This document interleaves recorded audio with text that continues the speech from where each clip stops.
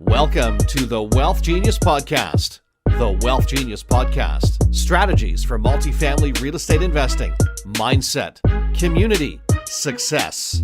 The WealthGenius Podcast with your host, the godfather of real estate, Alfonso Cuadra, who has expansive experience in business and massive success as a real estate investor. The WealthGenius Podcast. Let's dive into today's episode. Hey, buddy. Hey, how's it going? Thia, you are so special to me. I respect you so much, and I think you're a rock star. Thank you. And we tried to do this before, but the sound didn't come out. But I think this is a better space. Don't you think? I think so. This place is looking really good. We're leveling up. We're leveling fancy up in here. Yes. But first of all, let's start where we are today. And share with me kind of what the portfolio looks like, what you got going on, and what does the company look like? Wow. The company right now, we have just added some folks to our team, so I'm excited. Mm-hmm. When the interest rates went up, and I kind of talked a bit about this at Expand, there was some contraction. We had a solid team, but they were just used to it being so much easier. Mm-hmm. And I get it. Everybody loves comfy. We love when the ball's rolling. Yeah. But I think when times get tough is where your character, your perseverance, everything that you really believe in should really come to surface, right? And most of the team, they just really lost the drive to do it. Yeah. Right. So now we have folks who are ready and eager, and I'm so excited because now we're, doing deals in Edmonton. We're about to tap into Saskatchewan. We had a deal in Nova Scotia. So we're right back to expansion. And again, that's what I was talking about at Expand. So cover just kind of touch on that contract to expand. Yeah. That concept for you. What does that mean to you? It means contraction. I know for a lot of people, they look at that as like failure. It's a step back.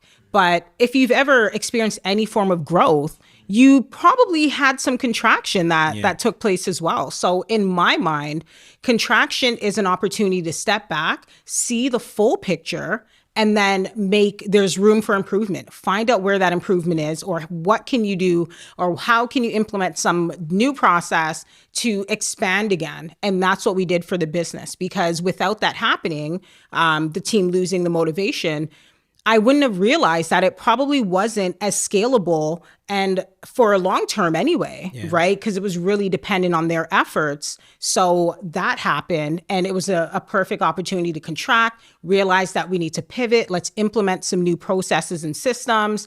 And now we're in, a few different markets that we weren't in before. We were solely in Ontario. So I'm excited about that. Yeah, and so the business is growing, and so primarily, so there's someone out there, they might not understand what you're doing. I mean, you're the wholesale queen. That's right. Please, bow down. Yeah, I'll tell you. So first of all, what is wholesaling? Yes. So wholesaling, you are essentially finding off-market property. So these things are not listed on realtor.ca, not on the MLS. And we are negotiating these price points or the purchase price with the seller directly. No middleman at all. Once the seller agrees to a particular purchase price, we draft the agreement and we are selling this contract. We are not closing at all. We are just selling the contract to another investor for 20, 30, 40, 50K, and we are exiting left. So that in a nutshell is what a wholesale deal is. Yeah, so you're signing a deal, and so this is what your company does. This is it. And when you were talking about restructuring the team, you're talking about, the old team during the good times, the good old times. The good old days. It was a lot easier, and then it just got tough, and then you realize that you had to you had to do some corporate restructuring. That's right. So so that's the wholesale part, and we'll get to that in a moment. Portfolio wise. Yeah, portfolio wise, we just sold a 39 unit building. And thank you, in Saskatoon. Mm-hmm. So now, of course, I'm looking for the next deal. But in that portfolio, I still have 2 4 units 3 4 units, a 5 unit, and a single family. I love when you just forget how many you own. That's crazy. But that's what the portfolio is looking like today. And as I said, looking especially this year. What are your goals? This year? Oh my goodness. My goals are to expand our wholesaling business into the US as well. And I want to be as aggressive in adding more doors. I'm really focused on the long-term play, that generational wealth. So for me, my goals are another 100 doors this year is kind of where I'm at. I'm saying it and I'm like, oh my gosh, but at least another 100 doors this year. And again, expanding into the US and adding some more people to our team. Nice. Is it difficult? What kind of work had to go into expanding into the US? Well, we aren't in there quite yet, but really it's more so having the boots on the ground, right? So I've already started doing some research as far as the tools that our US deal maker, Thomas, was talking about. So going to implement some of those applications. But it's mainly just the boots on the ground, which, I mean, a community like WealthGenius, we have boots on the ground everywhere. Yeah. So it's just a matter of connecting with those folks. One thing that I love about wholesaling is if you are going to be an active investor, you need to create deal flow. Yes. Right? And some deals you're going to put under contract. Some deals don't go through the due diligence, or maybe you find something else that suits you better than, whatever it is that you were looking at. And so, in my opinion, everyone should at least have a wholesale division in their business. I agree. To be able to offload the deals that you're not gonna pursue, because those could be good deals for somebody else. Maybe they're not deals for you. And this is why we started working together. Yes. And we built out an entire course, on how to help people get into the game. Yeah. So someone like me that already has a portfolio, you know what? Maybe I want to build out a division where, maybe I'm not a full wholesaler, but it's a whole division that is just like looking for deals, and I'm going to keep the ones that I want to do. Exactly. Right? And it's like a good way to create deal flow for yourself. At the same time, it's a perfect strategy for someone to start, right? It is, yeah. Especially where we are right now, where with the prices of real estate, it could be daunting or unattainable for a lot of young people or someone getting into the game. And so when they come to your course, or we have events, boot camps or whatnot, what can they expect to learn?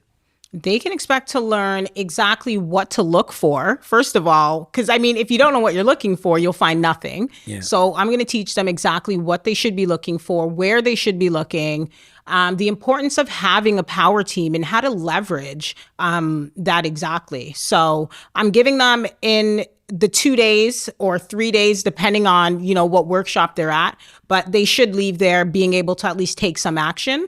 But if you really want to scale your business and deep dive, then it goes without saying you need to invest in yourself. Take the course. I will be sure to get you from point A all the way to Z. Yeah. I had a student just a couple of days ago. She posted, she got this amazing deal under contract in Sudbury. Wow. And it's like $200K for 4 units, VTB. So we negotiated the whole thing. I'm so proud of her.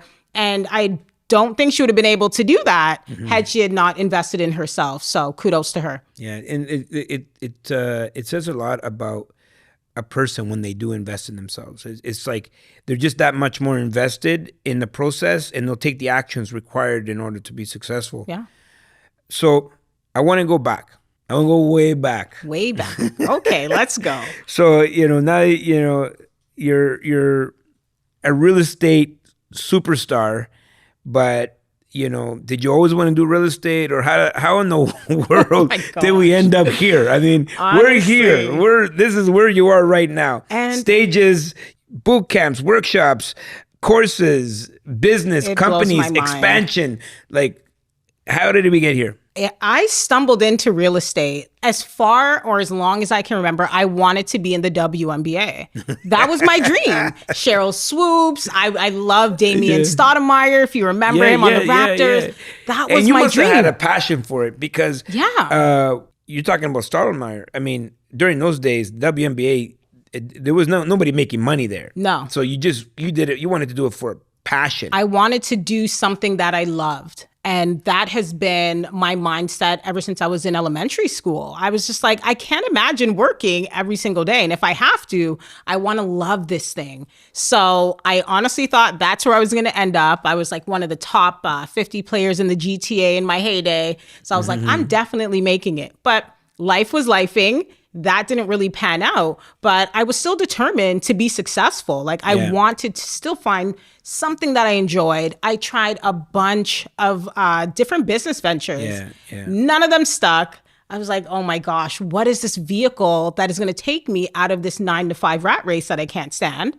And then, I thought I wanted to be a realtor because I started, someone put a bug in my ear about real estate. And I was like, oh, I think Did you always look at real estate, or did you have No, where I came from, it was unattainable. It wouldn't have made sense. I thought you needed to have millions and millions. And you definitely can't come from, this low income housing that I grew up in.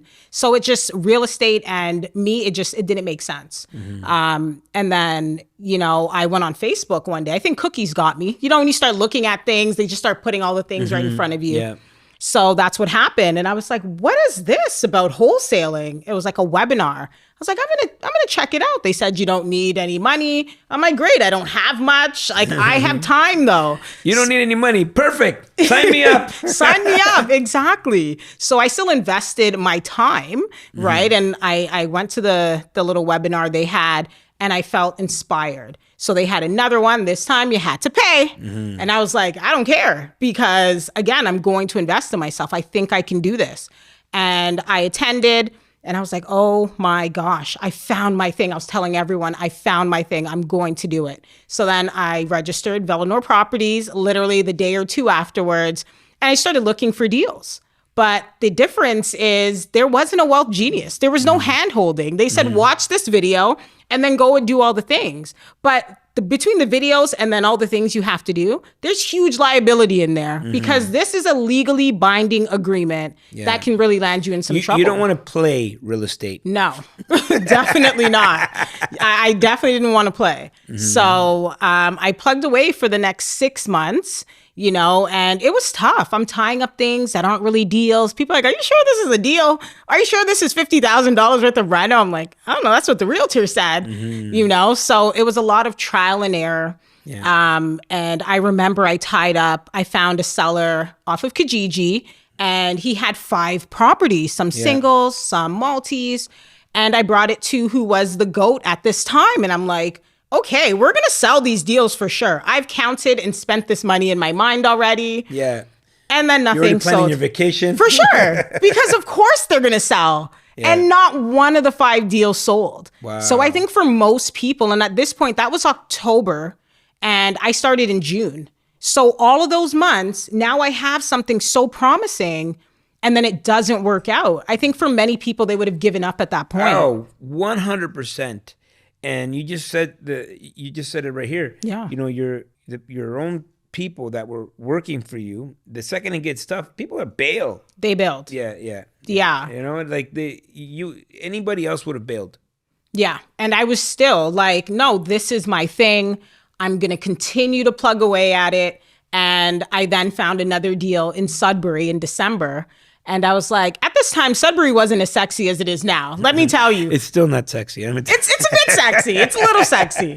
And, I'm like, who's going to want this deal? But I already knew, just stick to the numbers, focus on the numbers. It's data or drama.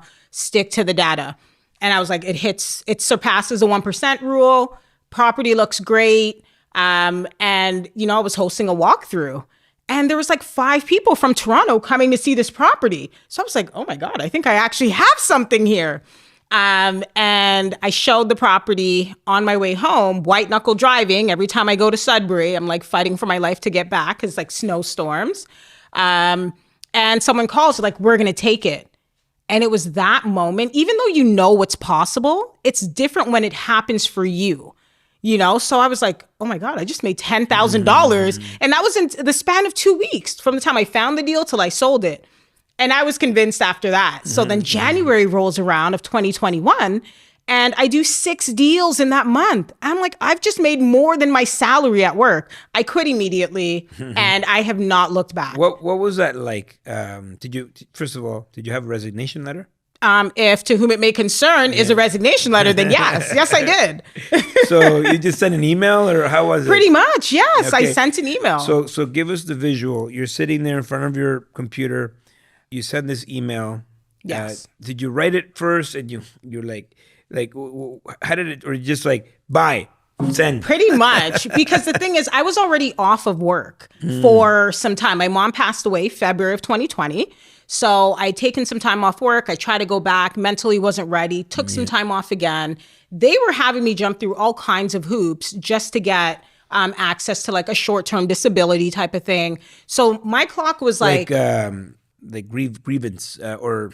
Well, I had the grievance, but then just like mentally, I wasn't prepared to go back to work. So, there's some depression there. There was so many things because I can only imagine losing your mom. My mom, that's my mom and my dad. And I was literally her caregiver. So I even had caregiver burnout. My mom would do like long stints in the hospital. Wow. And in the middle of the night, like when she'd come home, she's weak. I don't know if you've had anybody in the hospital for a long time, but their body just gets weak. They lose muscle mass. Yeah. So she would wake me up in the middle of the night just to like roll her to a side. So I was just completely burnt out. Wow. And I was, again, my mom's primary caregiver. So not being able to return to work and just seeing how they treat you. So I'm working for a mental health and addiction hospital. And I'm telling them that I'm having some mental health stuff going on based on what's happened with my mom. And I'm jumping through hoops, going to all these different doctor's appointments. We got to fill out this form, that form. And I'm like, this is more stressful. You're only adding to everything that's happening with me. They ultimately stopped paying me. And it was, again, in that moment when I was like, I can't go back to this job. I can't work any job because everything I've seen in my mom's life, she was a hardworking lady. Mm-hmm. But the minute they deem you unvaluable, so she was on like ODSP because she hurt her back at work, they will just, they don't want to pay you. She had to fight to get on ODSP for like 4 years. It's a nightmare. And I just knew that it can't be me. That cannot be me. I know my mom's a hard worker. And again, if you cannot, provide value in the way that they view it, then you're pretty much chopped liver. And that's what my mom's saying. She's like, I'm chopped liver. Yeah. So, when it was time to sit in front of that computer and write this resignation letter, it was pretty easy. I was just like, to whom it may concern, I will not be returning. Consider this my formal notice. And that was it. Peace. So whatever they did with that, I was like, I'm good. And God has been great so far. What do you do immediately? Like, what do you do right after you send this? I think I did a little dance in my living room. I was like, ooh, I can't believe I just quit. I'm beside myself at this moment. Yeah. I knew that, it was a huge leap of faith. Like, yes, I made more than my annual salary, but then what about next year?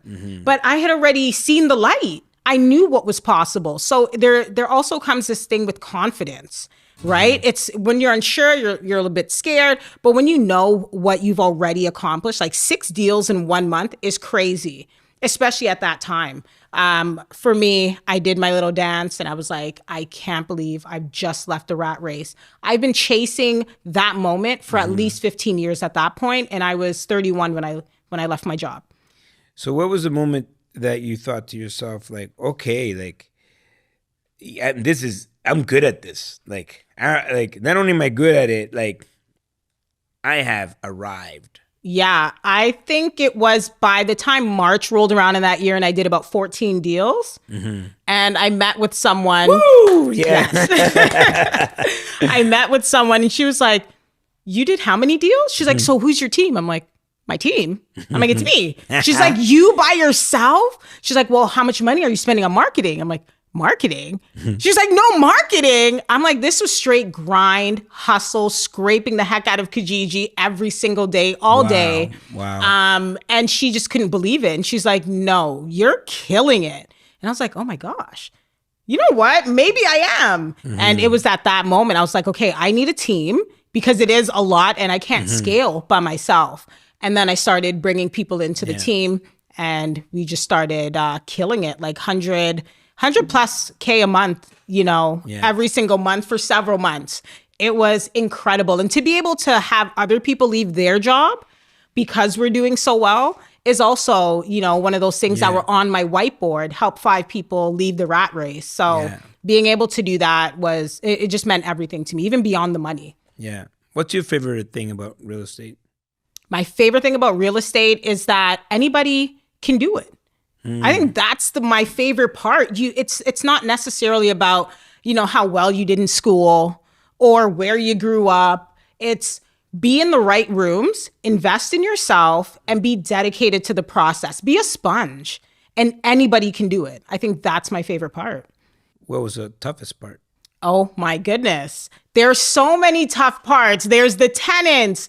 There's, the deals that don't get assigned sometimes, and you having to go back to your team and have these conversations with them, because some people on the team, they get emotionally tied to the deals. So real estate can be tough. It is not for the weak. You need to really want this thing, and it needs to be greater than money. You need to really want time freedom. Yeah. That's what it has created and provided for me. And so what drives, what drives you? If you have is it a few deals fall apart all at once, or is it once in a while? How does it work in the wholesale world?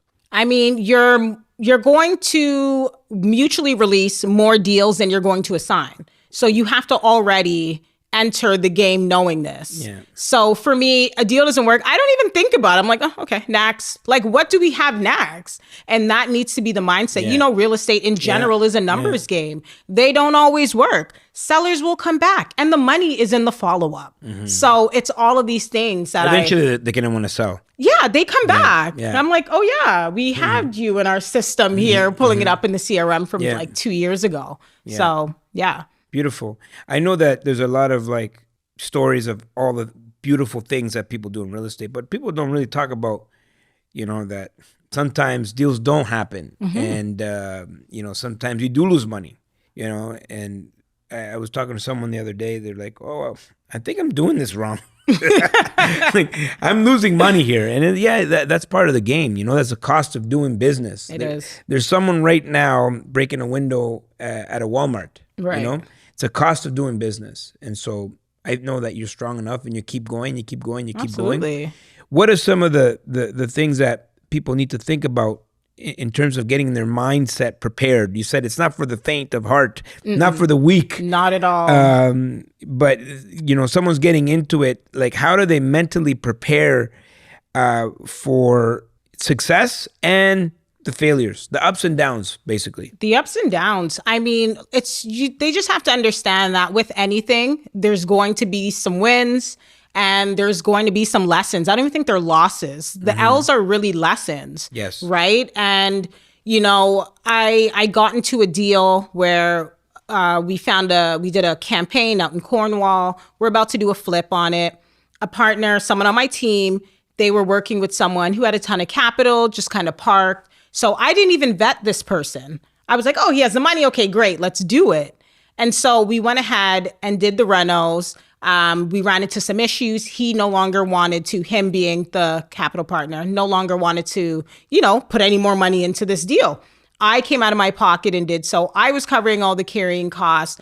And when the property didn't sell because the interest rates went up, I was like, let's pivot. So I jump on a call with him. I'm ironing out some of our options. And the first thing he says is, are you done your sales pitch now? Wow.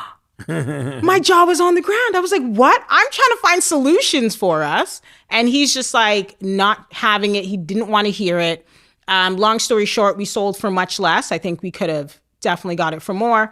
I lost $20,000. He got every single dollar he put into the deal, which he should. I'd rather lose money than have a partner. But it's exactly that. You just have to expect the unexpected and be willing to push through all the adversity, because there's going to be a lot. It's not easy, but it's worth it. So now you're running a business. Most people don't realize that real estate is a business. And what are some of the biggest learnings that you've had over this time, organizing people, managing people? What are some of the learnings there? Not all personalities are going to get along. So understanding, especially if you have management team like we have, who's going to really be, not hand-holding, but having more conversations with certain members on the team, because not everybody, again, gets along. I learned that bookkeeping and accounting is very, very important. It was one of those things when I first started that I didn't pay much attention to, you know. And for wholesaling, there's a lot of moving pieces when it comes to the bank account. You have deposits, you're paying your team, deposits are coming back, wholesale fees are coming in. There's so much happening.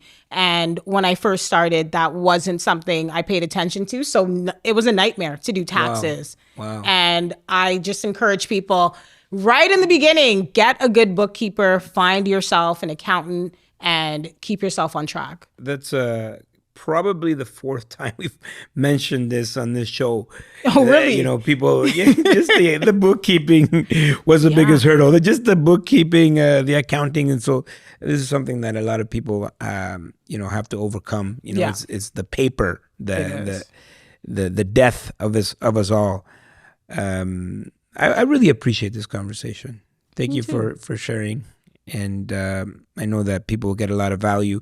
We have a lot of offerings. We have we have a course. We have boot camps. We have everything. Absolutely. And all that information is going to be down below, and they're going to be able to get a hold of you and everything like that. But before we go, I want to know what you live by. You know, what inspires you? What inspires me is there's this quote, and I might butcher it a bit, but essentially the premise is, you should always go after your dreams, or someone else is going to hire you to build theirs. And that really resonates with me because, I mean, it's just plain and simple the facts, right? You're going to be working for someone. And if you're as motivated and as driven as I am, you know that a 9 to 5, like walking into the same doors every single day for 45 years, sitting at a desk. Sounds like death. It is death. I said it on a podcast once. I was like, I literally feel like that's death for me. Like, it's the same. That's what it's equivalent to. So if you want to live, then you need to find what you're passionate about and chase those dreams and don't stop. And I find that the difference between people failing and others succeeding is the ones who succeed, they don't stop. They just keep going. That's it. They keep going. That's literally the only difference. Yeah. So keep going. If you're listening to this, keep going. Whatever that thing is, if it's wholesaling, reach out. Let me help you get there. If it's building a portfolio, WealthGenius will help you, but just keep going. One foot in front of the other. Some days are going to be harder than others. Trust me. I know. But there is, the gold on the other side of that rainbow. So you just have to keep plugging away. Love it, love it, love it. Thia, the Wholesale Queen. Yes. Let's get it. 2024, Let's go. 2024. Ooh, I'm so excited. We're going to inspire so many people together. We're going to help so many people. Thank you guys for tuning in. Thank you for coming by. Absolutely. Thank you guys. We'll see you at the top. Woo!